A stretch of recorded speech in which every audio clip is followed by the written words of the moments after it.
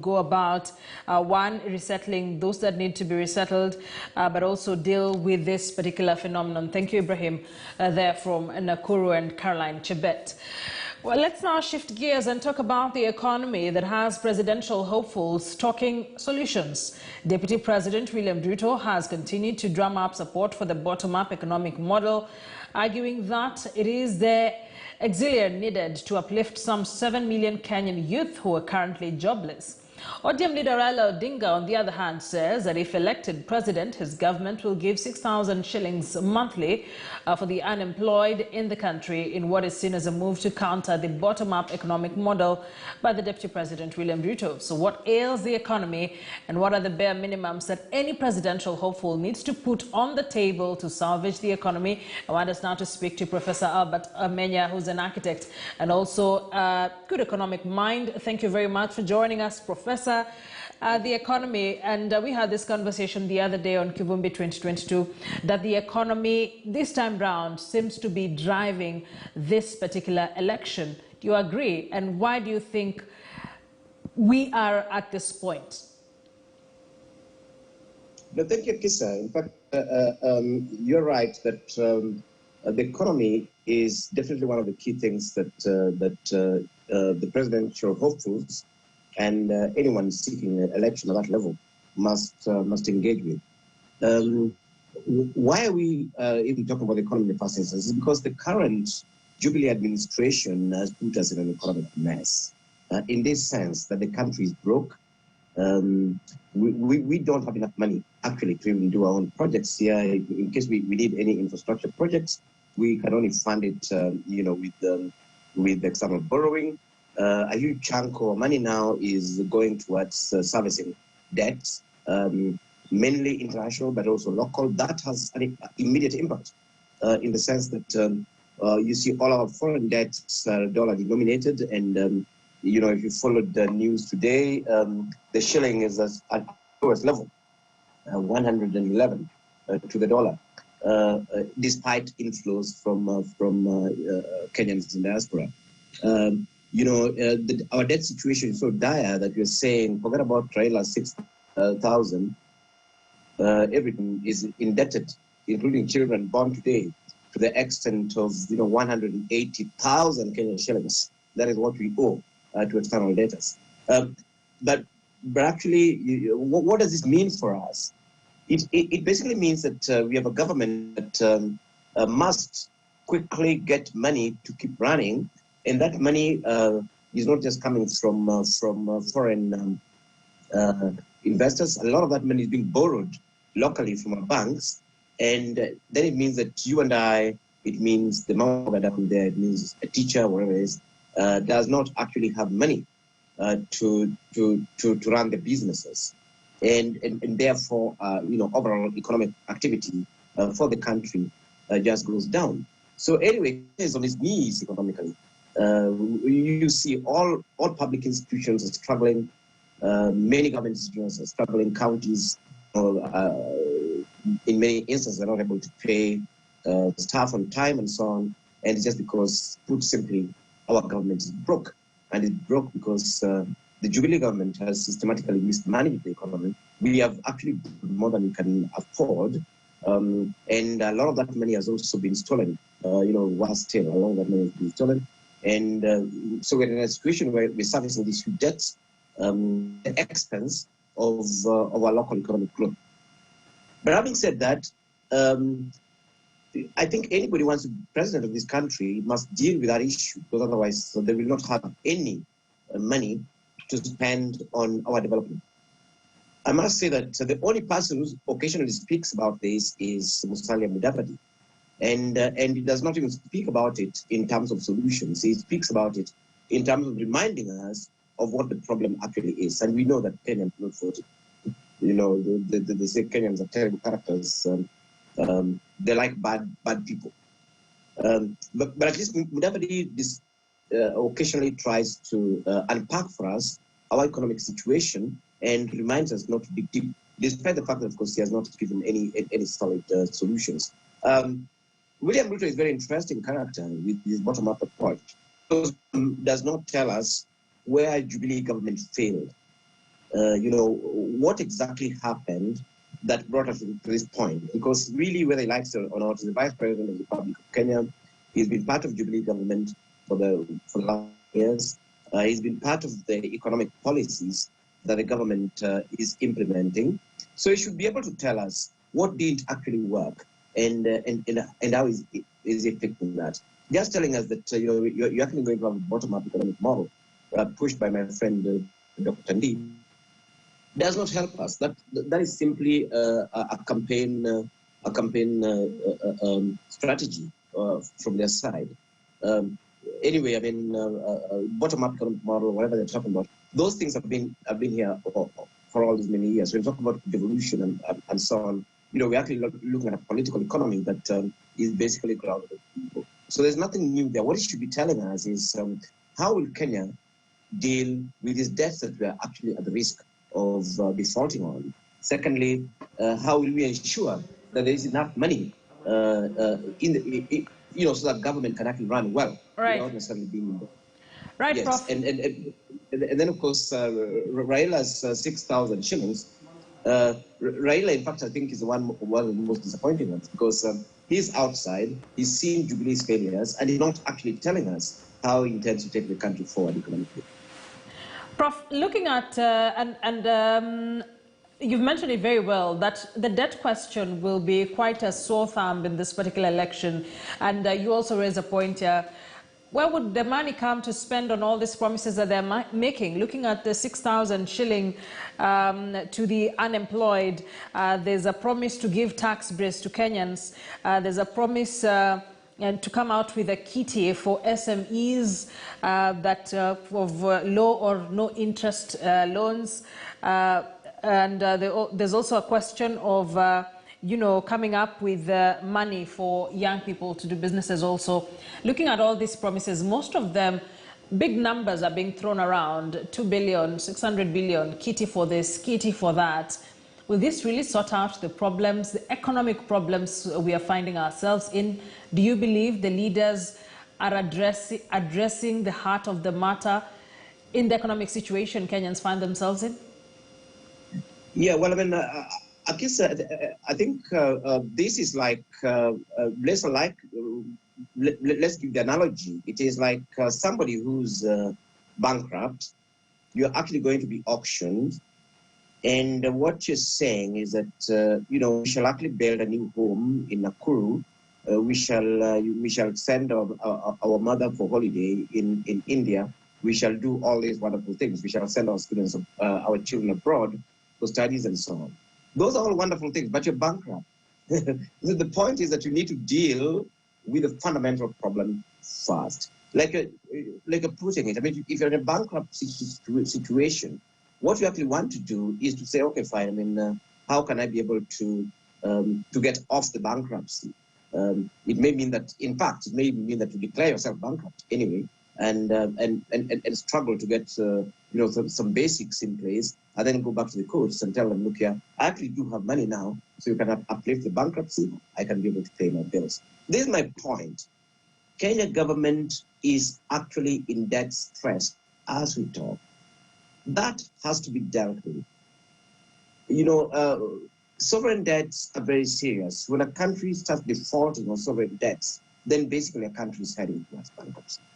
The country will not have money anyway to do all the wonderful things that the presidential candidates are offering people. But I'll come back to that point again. So we need to deal with this situation. We need to think about our debts, because the country must still run also. So it requires very careful thinking. I was saying, fine, what do we do with our current debts? And unfortunately, the Will government has not done very well there. But what one would have expected is that this government would have gone into some sort of debt restructuring arrangements.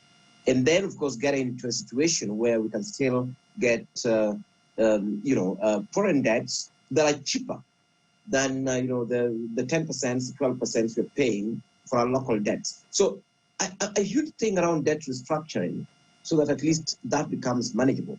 And then, of course, we come in and say, fine, I mean, what are we able to generate, for taxes? Now Kenyans are taxed and we continue putting taxes, and I'm not just talking about direct personal tax or corporate tax and so on. We are talking about KPLC. How much power do you actually pay for?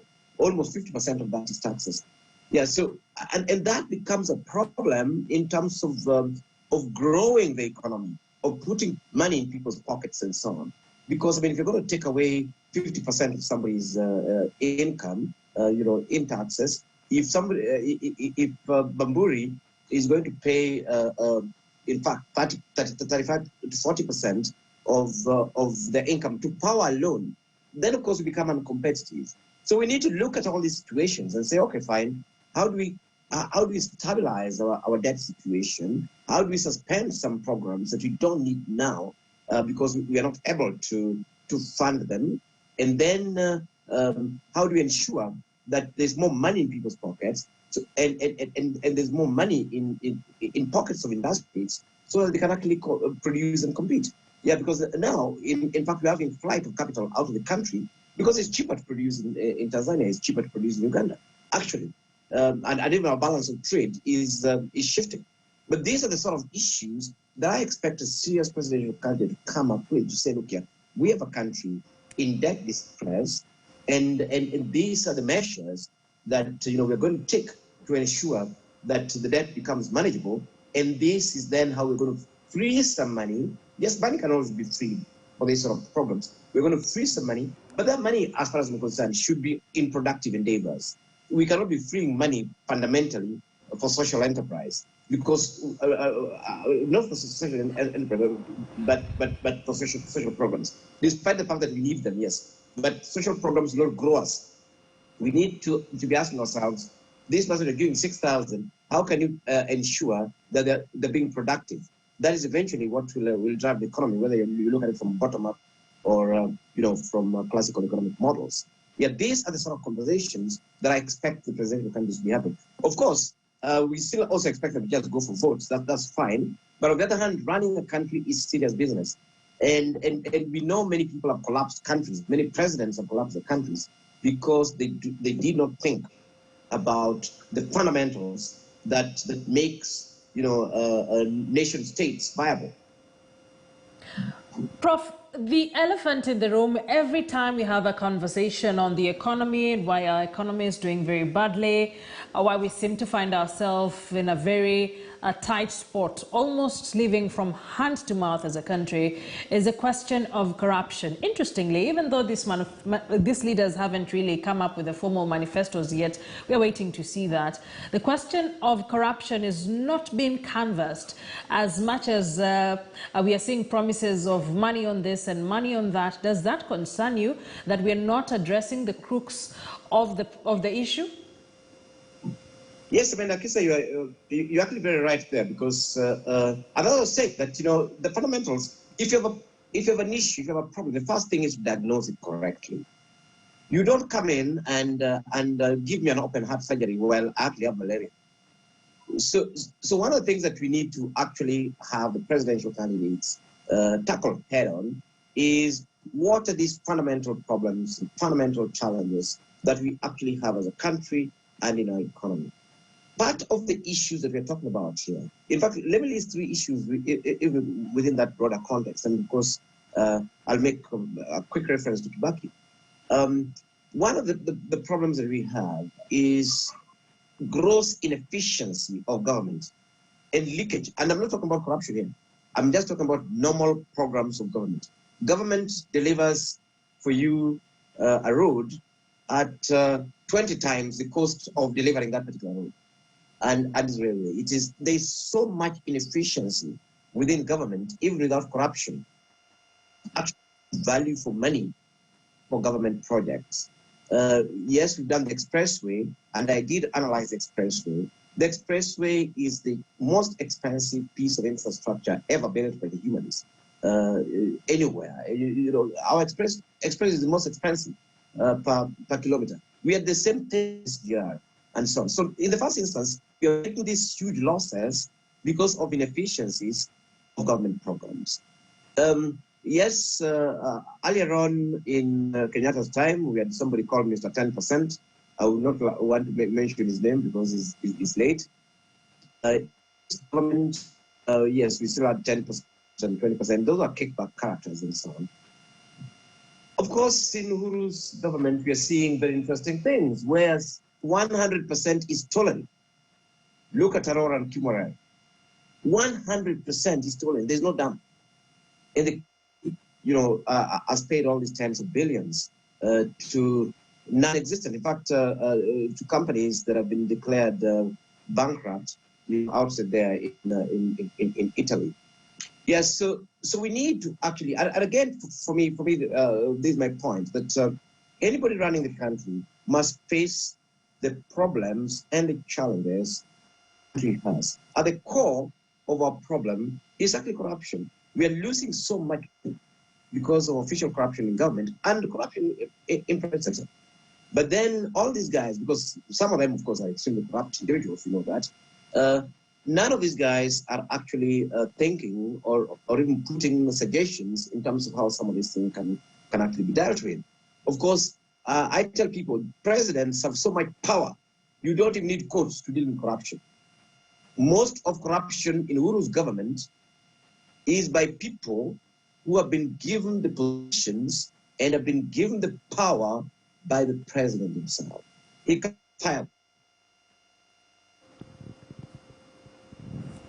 to get them kicked out of office. But then, of course, we've never seen any proactive engagement with corrupt individuals in the Jubilee administration. What we see occasionally is blaming, other arms of government, the anti-corruption, CASA, and so on, the courts for not doing the jobs and so on. You see, the thing is that, and again, you're running a company. You have employed people. These people are stealing. You cannot blame the police for people stealing in your organization. You fire the people, and then the police come in at that particular point. The courts come in at that particular point. But what we have is an executive that has not taken responsibility for corruption, and in fact, that is packed with extremely corrupt individuals, and not just individuals getting 10% kickbacks, but individuals actually looting, getting 100% and no projects delivered. And they're still in office as we talk. Prof, I wonder, when I look at the political space right now, the campaign trail and all the promises are being made, to be fair to these politicians, they have to have a promise for them to be able to clinch whatever seats they have, and especially for the presidential hopefuls, they have to have something that will entice the public to vote for them. Right. So then, when looking at how we are canvassing these problems, it would appear whoever will be coming into the next government, it is very clear they will be inheriting a lot of problems. So what exactly should these presidential hopefuls be telling Kenyans right now? Akis, again, I was fortunate to be part of our campaigns in 2008 and again in 2012. And I always use that as an example. I've met Raila and explained to him the same thing. There is, see, the thing is that you need some core convictions. You need some irreducible minimums that you're saying, look, when I get in power, this is what will happen. When I get into power, we will clean government of corruption. This is what we'll do around debts. You see, that is not necessarily a popular thing. It is about you being ready to run a country. You're not trying to impress anyone, but you're saying, look here, I want to run this country. I'm a responsible person. The country has issues. This is how I'll deal with those issues, and this is how I'll take the country forward. And that becomes a core messaging. Once you have that, when you come to the youth in Nairobi, you can promise them. When you go to Kana, you can tell them, fine, I mean, we are giving you 600,000. When you go to Central Kenya, you can tell them, yes, I mean, we are restoring tea and coffee prices and stuff like that. When you go to Nyanza, you're telling them, fine, I mean, guys, the fishing industry is going to generate a lot of money and stuff. Then you see those promises that you're making does not become the core messages that eventually will translate into your core policies. as you run the country. Look at again the NAC government.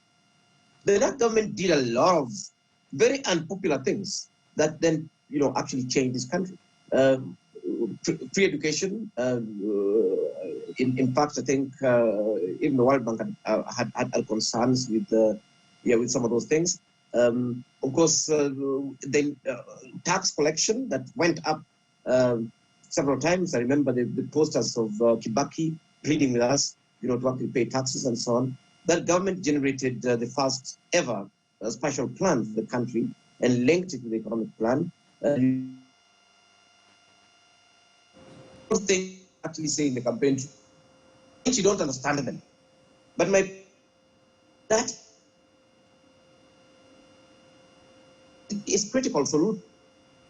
Anybody wanting to run this country have core messaging, because that is where their policies would actually come from. And it's okay when you go to the coast and there's a land issue there, tell the guys that yes, I mean you're going to deal with the resettlement issues there. When there are clashes in Laikipia, tell the guys that yes, I mean my government will ensure that there stops and so on. And it's true, government should be able to address some of those issues. But that is not necessarily what you need to run the country and bring the country on its feet. We need solid manifestos, we need solid policies, we need excellent programs from government to be able to take us to the next level. And those things, in many instances, are never even populist. People may never even see them. I mean, a good example is if you make Kenya the most desirable destination for all sorts of manufacture. Manufacturers are very few people in this country, and even globally, they're very, very few. So that's not populist. Yet, on the other hand, that's what you need to be able to, start competing outside there. So yes, the politicians should go out there and make the promises to the public, but that is not the policy. They should be able to tell us the core. What is their core messaging? What is how do they diagnose the problem? What is going to be the anchors to policy? Akisa, before I just finish this point, yeah. I used to teach introduction to policy, and I tell guys, look here, policies are not documents. And in fact, in the political scenario, what the presidential candidate speaks is policy. Policy is basically saying, this is how I understand the problem. And if you give me power, if you put me in position, this is what I will do about it. That is, for example, why we ask presidential candidates outside there, that what's your policy on Afghanistan? What is your policy with, on trade with Africa? We're not asking them for a document. We are asking them that in this particular situation, what do you see as the challenges? What do you see as the opportunities? And if you give you a chance to run the country, what will you do about it? That is what is lacking currently in the Kenyan political scenario. Nobody's talking policy. Nobody's talking solving problems. What you're doing is, making all these useless promises all over the country that are not even tenable. All right. Prof, quite a way to end it. Policies are not documents. Very critical questions that Kenyans need to ask this time round when all these economic promises are being made. And specifically, Prof says they will need to break it down for Kenyans on how they are intending to diagnose the problem first, and of course how they're going to deal with it. Professor Albert Amenya is an architect but also a commentator on matters economy. Thank you very much, Professor, for joining us here on News Center. That particular